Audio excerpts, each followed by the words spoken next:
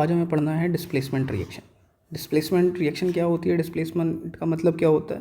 Displacement का मतलब होता है किसी चीज़ को हटा देना, डिस्प्लेस कर देना उसकी जगह से।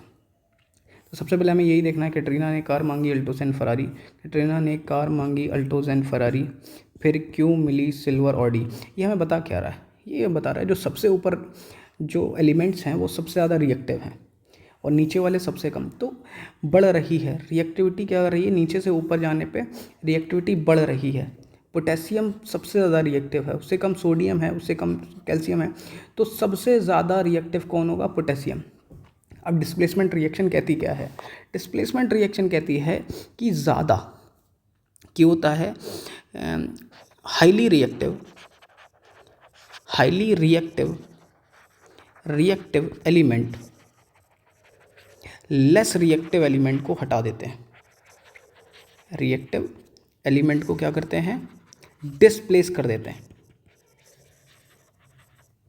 डिस्प्लेस कर देते हैं। तो हमें क्या कहना है? हाईली इन डिस्प्लेसमेंट रिएक्शन क्या होती है?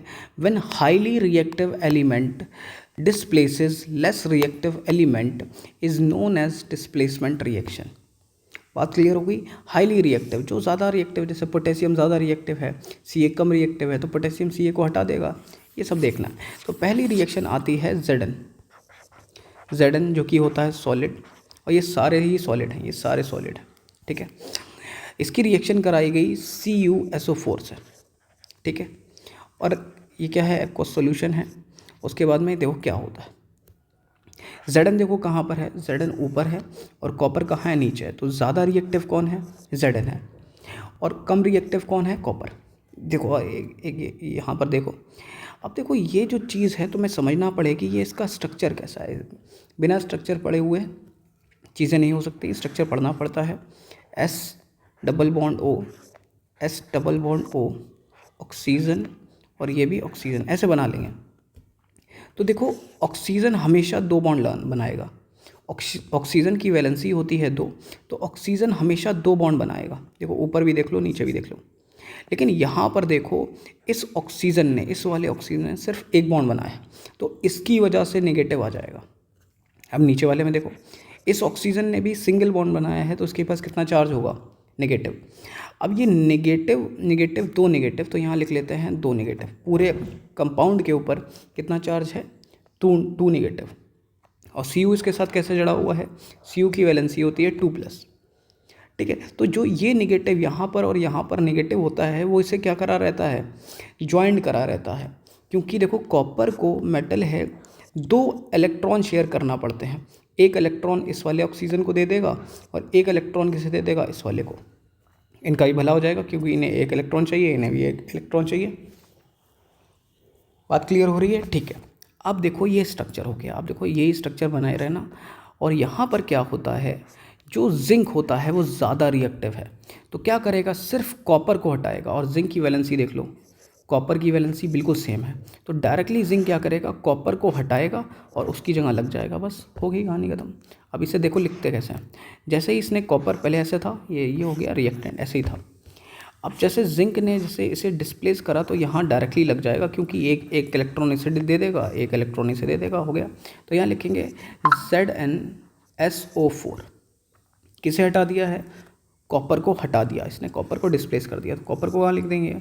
कॉपर क्या होता है? सॉलिड होता है। ये भी किस में हो रही है? एक्वा सॉल्यूशन में हो रही है, लिख दिया एक्वा सॉल्यूशन। बात क्लियर हो गई?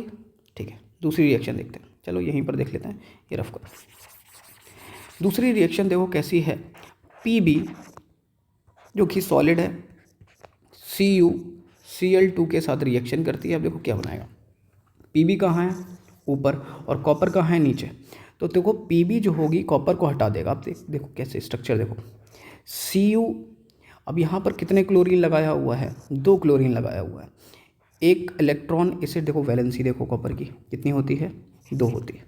तो एक इलेक्ट्रॉन ये कॉपर को, वो क्लोरीन को डोनेट कर देगा। यहाँ पर थोड़ा सा और समझ लो। देखो क्लोरीन की वैलेंसी होती है नेगेटिव की 1, -1। इस माइनस का मतलब होता है कि ये कितने इलेक्ट्रॉन ले सकता है, इसकी कैपेसिटी कितनी है, इसकी काबिलियत कितनी है, कितने इलेक्ट्रॉन ले सकता है। तो उसने बताया इसकी वैलेंसी 1 है तो सिर्फ 1 इलेक्ट्रॉन ले सकता है। अब दूसरा भी क्लोरीन कितनी वैलेंसी हो जाएगी इसकी, माइनस की एक इलेक्ट्रॉन ले सकता है, बात क्लियर है। और कॉपर जो होता है उसकी वैलेंसी होती है प्लस की 2।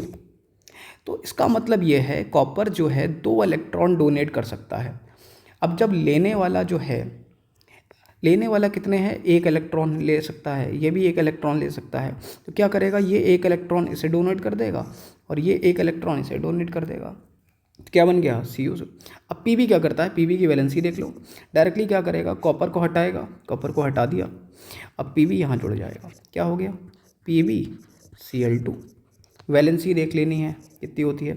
तो वैलेंसी का मतलब ये है, ये 1 इलेक्ट्रॉन इसे डोनेट कर देगा, 1 इलेक्ट्रॉन इसे, इसकी होती है प्लस की 2, याद रखना ये, ठीक है, बन गया।